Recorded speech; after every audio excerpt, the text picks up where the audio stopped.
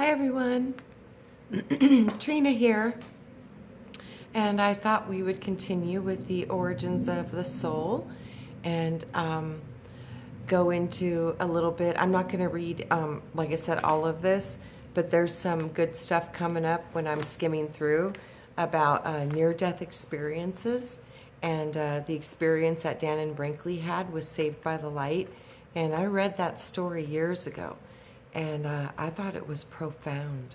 So I think that we will resume with Origins of the Soul, and we'll go. And we were going into the different processes that people have reported when they die, and the different things that happen that have been recorded over time.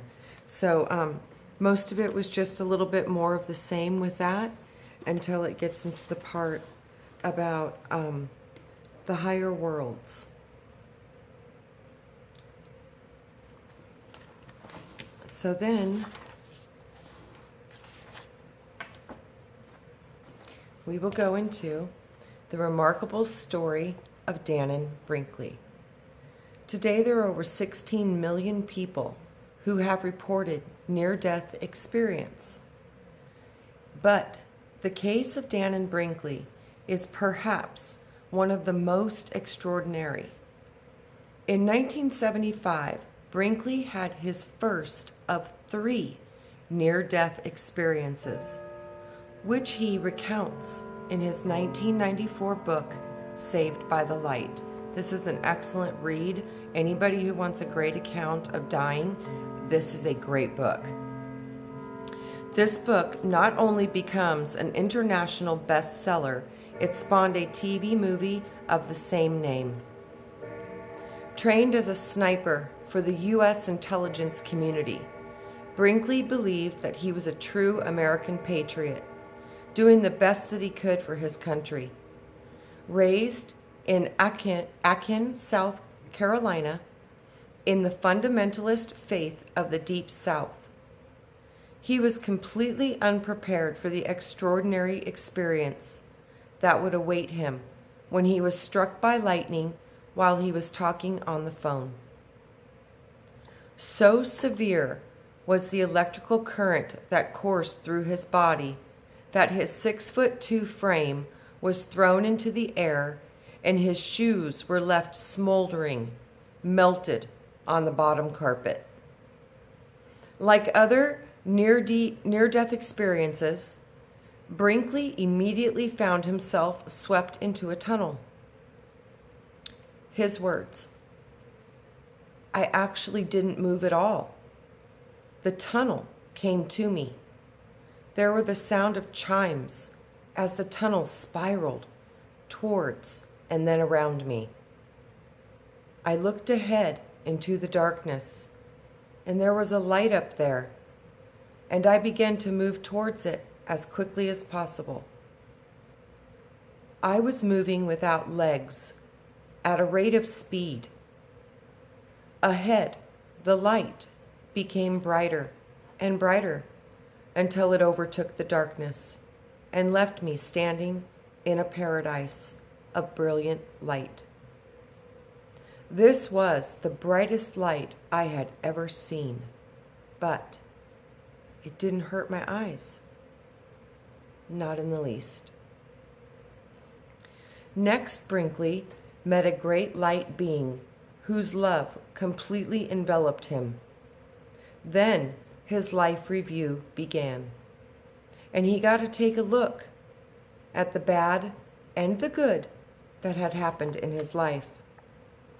When I finished the review, I had arrived at a point of reflection in which I was able to look back on what I had just witnessed and come to a conclusion. I felt a deep sense of sorrow and shame. I expected a rebuke, some kind of a cosmic shaking of my soul.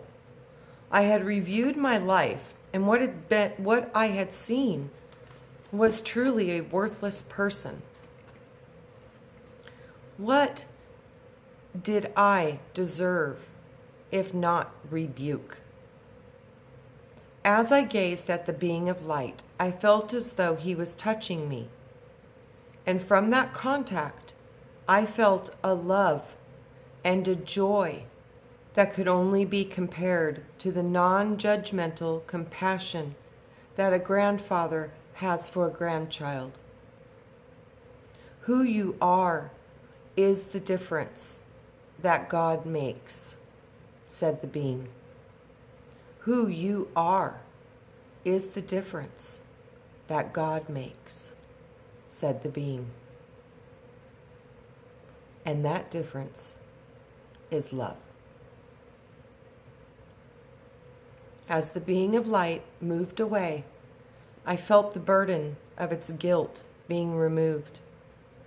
I had felt the pain and anguish of reflection. But from that, I had gained the knowledge that I could use to correct my life. I could hear the being's message in my head again, as if through telepathy. Humans are powerful spiritual beings, meant to create good on earth. This good isn't usually accomplished in bold actions, but in singular acts of kindness between people.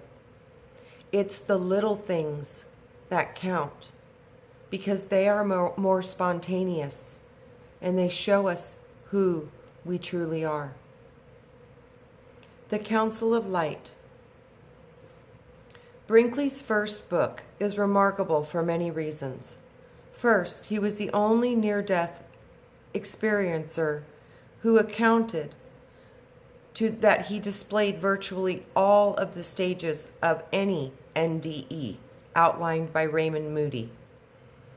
Second, Brinkley's life review was a profound wake-up call. He experienced all the suffering that he had caused to families of all of those men that he had killed in the line of duty, and this realization transformed his life. Finally, he was taken into a crystal city with many cathedrals, a place that Brinkley calls heaven, where he was greeted by beings who comprise a powerful council of light. His words: "These cathedrals were made entirely of a crystalline substance that glowed with the light that shone powerfully from within.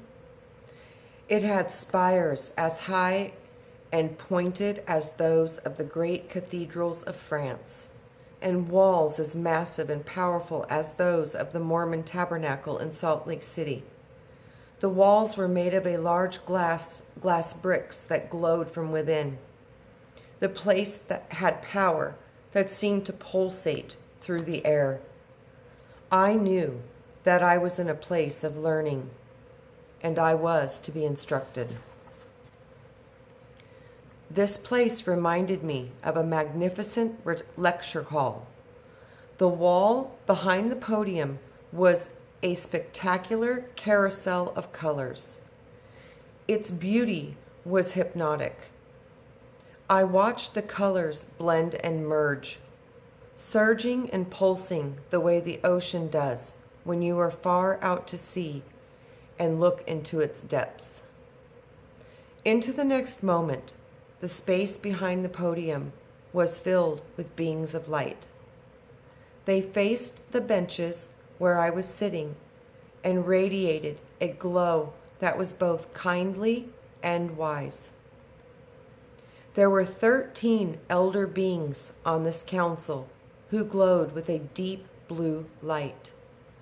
They had come to deliver a message for mankind, communicating telepathically through the images as they instantly conveyed an entire volume with a single thought. His voice again. I could ask any question and know the answer. It was like being a drop of water bathed in the knowledge of the entire ocean, or a beam of light knowing what all light knows. I had only to think the question to explore the essence of the answer. In a split second, I understood how light worked, the ways in which spirit is incorporated into the physical life, why it is possible for people to think and act in so many different ways.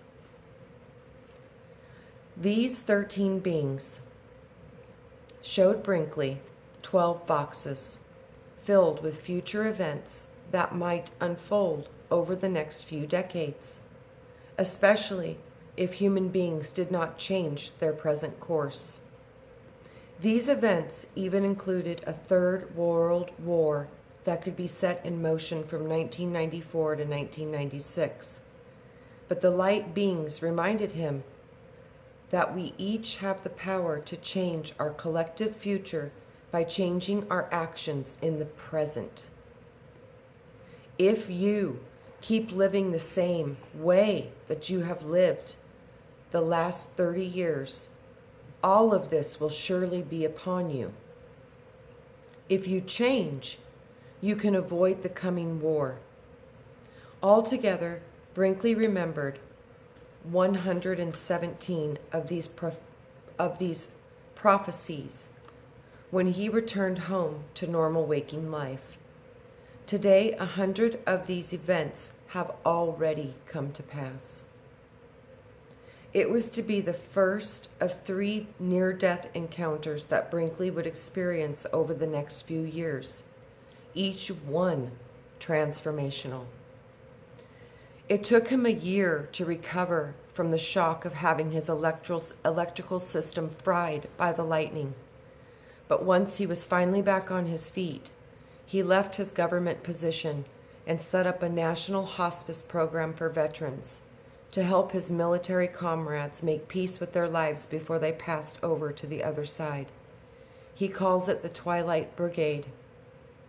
Today, this program has enlisted over 5,500 volunteers and helped thousands of soldiers cross over to the other side. This humanitarian movement has freed many souls from being trapped into the lower astral planes by releasing them from guilt, anger, shame, fear, and regret, feelings that many people experience at the end of their life, particularly the warriors who have seen battle. Ironically, Brinkley named his umbrella organization Compassion in Action, CIA. Over the next 25 years, Brinkley underwent 2 more near-death experiences, or NDEs. The second one occurred during a massive heart surgery designed to repair the damage that was caused by the original lightning strike. The third was an operation to relieve the pressure on his brain that had occurred from similar reasons. In the second encounter with the Council of Light, he was told that they were pleased with what he had accomplished in the intervening years. But during his last encounter, Brinkley was taken to the lower levels of the astral plane and shown the vast number of souls that are trapped in the hellish realm of their own making. Like George Ritchie, Brinkley witnessed people imprisoned in the angst of negative emotions, unable to move until they could let go of the self-sabotaging emotions and beliefs. The NDE wake-up call. The importance of right thinking, right action, and right living while on earth cannot be overstated, and acquiring as much spiritual wisdom as one can during any given lifetime can propel us forward onto the path to emotional healing and spiritual enlightenment. It is also important to stay as clear as possible with yourself, including your daily thoughts, emotions, and habits, particularly when a soul approaches the doorway to death. Today, with the increased use of alcohol, pharmaceuticals, and mind-numbing drugs, many people are no longer mentally clear. they die. Dementia and Alzheimer's also contributes to this, as does the amount of aluminum and other heavy metals in our environment, which is sharply rising in our foods. These mind-altering substances not only disconnect us from our clarity of mind, they exaggerate any paranorma that we may have taken on about death, dying, or fear of the afterlife. Furthermore, while many religions also do a great job for the erroneous dogma of blame, shame, guilt, damnation, they teach us, do not do us any favors when the end comes. In fact, they keep the soul bound in the lower astral realms of regret. Likewise, the enormous amount of violence and pornography that we see on television and on the internet negatively programs the subconscious mind, not only during our dream life, but in the afterlife as well. Holy moly, that's profound. So this stuff goes into the afterlife with you in the subconscious mind. And guys, I'm telling you, I have seen some of the darkest demonic forces associated with pornography ever in my life, especially if it's involving children. These are some of the worst I've ever encountered. So y'all, if you're on the porn, try to get off of it and start watching happy movies and reprogramming your mind with books and any new information that will cancel and override that information with positive thought. It's the only way to transmute it, because you have to balance it out with equal opposite force in a positive manner. So, the internet negatively programs the subconscious mind, not only during our dreaming life, but in the afterlife as well.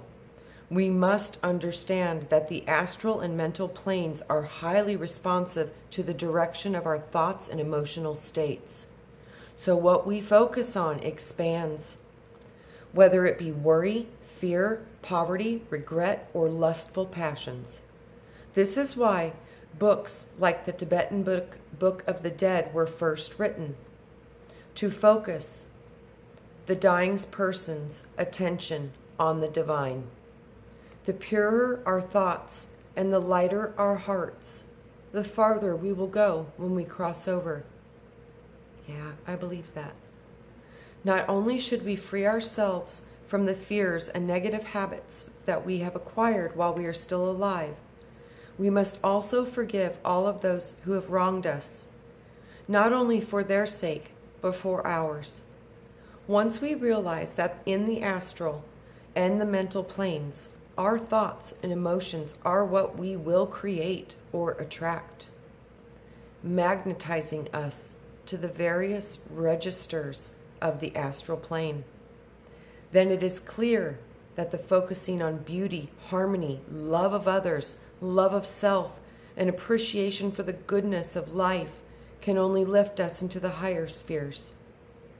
By remembering that the universe is conscious and that like attracts like, we begin to understand the wonderful consequences of living a virtuous life in the here and now. I see so many of you in this community making strives to become better people. And I know sometimes we all feel that nobody notices when you're doing these works inside of yourself. But I will promise you, wow, are they being seen? So don't stop. And you are going to be so happy with these choices when you drop your flesh. It's going to be your greatest gift. So, as we begin to understand the wonderful consequences of living a virtuous life in the here and now, it is also important that we remember to pray for those souls who have passed to the other side, for some of them may need our prayers, especially those who have died in trauma or in inner conflict. The love and forgiveness that we send to these souls has the power to break up the darkness that surrounds them. Our prayers can help them break out of their own energetic prisons. And when they emerge on the other side, their beloved guides will be awaiting.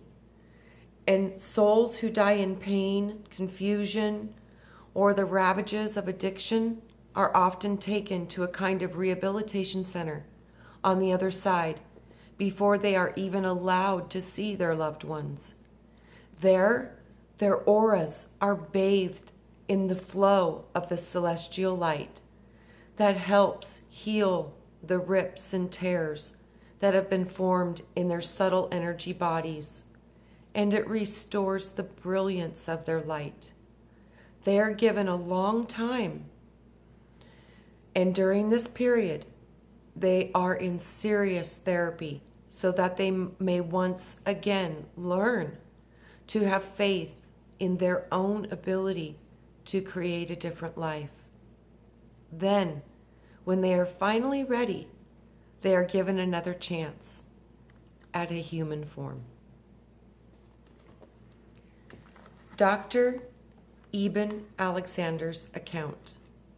In recent years, one of the most moving accounts I have ever read of an NDE comes from a self-professed atheist and neurosurgeon, Eben Alexander. Dr. Alexander's NDE was precipitated when he suddenly contracted bacterial meningitis and fell into a weakening, week-long coma. His team of medical doctors expected him to die because his brain registered absolutely no activity.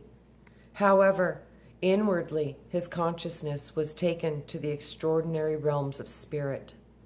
After 5 days in coma, Alexander made an astonishing recovery that was calculated at 1,000,000 to 1 by his doctors. When he returned to this life, he related the stories of the vast vistas where he had traveled while his brain had registered no activity.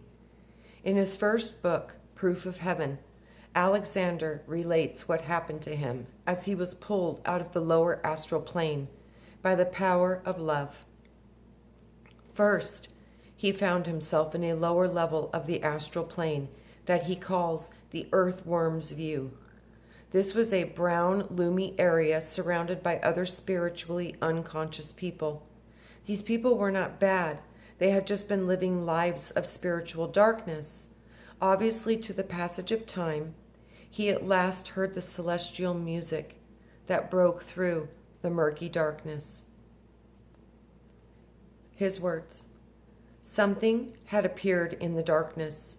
Turning slowly, it radiated fine filaments of white gold light. As it did, so the darkness around me began to splinter and break apart. Then I heard a new sound, a living sound, like the richest, most complex, most beautiful piece of music you've ever heard, growing in a volume as pure white light descended. The light got closer and closer, spinning around and around, generating those filaments of pure white light that I now saw were tingled here and there with hints of gold. They were tinged here and there with hints of gold. Then, at the very center of light, something else appeared. I focused my awareness hard, trying to figure out what it was. An opening. I was no longer looking at this slowly spinning light at all, but through it. The moment I understood this, I began to move up, fast. There was a whooshing sound, and in a flash, I went through the opening, and I found myself in a completely new world. The strangest, most beautiful world I had ever seen. Below me was a countryside. It was green and lush and earth-like. It was earth, but at the same time, it wasn't. I was flying passing over the trees and the fields, streams and waterfalls, and here and there people. There were children too, laughing and playing. The people sang and danced around in circles, and sometimes I'd see a dog running and jumping among them, full of joy as the people were. They wore simple yet beautiful clothes. That seemed to me that the colors of these clothes had been the same kind of living warmth as the trees and the flowers that bloomed and blossomed in the countryside around them. A beautiful, incredible dream world, except it wasn't a dream. He then describes how he fell back into this darker vibration again, until finally a beautiful girl riding a butterfly came to find him. She pulled him up from his gloomy darkness into the light. Later, he was to discover that this girl was his deceased sister, whom he had never met because she had been adopted as a baby. The girl had come to retrieve her brother through the power of light and sound. And together they found themselves riding back on the butterfly over the shimmering countryside. Without using any words, she spoke to me. The message went through me like a wind. I instantly understood that it was true. I knew so, in the same way that I knew that the world around us was real, was not some fantasy, passing and insubstantial. The message had 3 parts.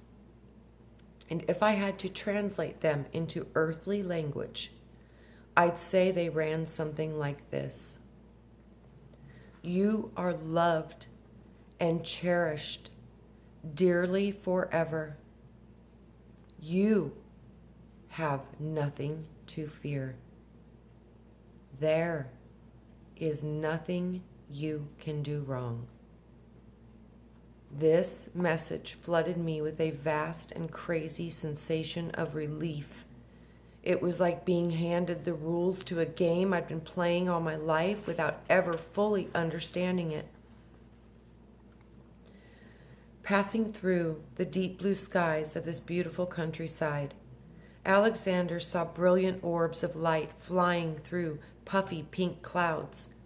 He knew that these were advanced beings, like angels. A sound, huge and booming like a glorious chant, came down from above, and I wondered if the winged beings, the angels, were producing it. It occurred to me that if the joy didn't come out of them this way, then they would simply not otherwise be able to contain it. He observed that in this world, his senses were not isolated from one another. He observed that in this world, his senses were merged. He could hear the silvery bodies of the beings that flew above him, and he could see the joyful perfection of the songs they sang. It seemed that you could not look at or listen to anything in this world without becoming a part of it, without joining it within it some mysterious way. In this world, everything was a part of the everything else, even though at the same time things were distinct and separate. Thoughts entered me directly, solid and immediate, hotter than fire and wetter than water. As I received them, I was able to, and instantly, effortlessly, able to understand concepts that would have taken me years to fully grasp in my earthly life. In time, Alexander found himself drawn into a higher level of heaven. As he followed his celestial music upward, eventually he was pulled into an even higher dimension, where he encountered the presence of Source. He came to an immense pitch-black void that felt like a womb, which was brimming over with light. Wow. He describes this as the creator, the source who is responsible for making the universe and all in it. This being was so close that there seemed to be no distance at all between God and myself. Yet at the same time, I could sense the infinite vastness of the Creator. I could see how completely minuscule I was by comparison. Alexander calls this source the Om, for this was the sound that permeated everything. Om, home. Oh, wow. This being, the Om home thing, that was me, sorry, wasn't in the book. But I just heard that, Om home. This being, he explained, expressed all of the same human qualities that we possess. Warmth, pathos, compassion, curiosity, irony, and even humor. But in a far greater measure. He also learned that our universe is one of the many, that there are countless dimensions in creation that cannot be understood from the lower dimensions. That's what happened to me. I couldn't understand the higher dimensions with my lower consciousness. It couldn't be comprehended inside of my brain, and it felt like it was going to explode. So with that, understand we're all getting different pieces and parts of creation together, so that way we can have the fullness. But none of us can hold even a part of the Creator. We can only have little tiny pieces. So with that, all of us being a piece puts together a fullness. And that's how we reach the whole. So, he also realized the only way to truly know these worlds is to enter them and experience them for ourselves. Nothing's real until you feel it. These worlds are all a part of the same overarching reality, and none of them are truly separate from us except for through our inability to perceive them. Alexander was then shown that the evil had only been created to allow us to experience the power of free will. Without this ability to choose, there would be no growth. For all the bad things in this world, he realized that the power of love was overwhelmingly stronger than the power of hate, and that it would ultimately always triumph. Needless to say, this experience profoundly changed Alexander. When he returned to the land of the living, today his many activities include working with sound therapies, trying to recreate the celestial music that he heard in heaven. I've heard that music. A music that allowed him to pull himself out of the dark realms and into the higher realms. It is his hope that he can give others an experiential glimpse of the heavenly realms that await them once they cross over. Okay, guys, I'm going to shut it down now, and we will return with the next one. Much love, and have a beautiful day. Talk soon.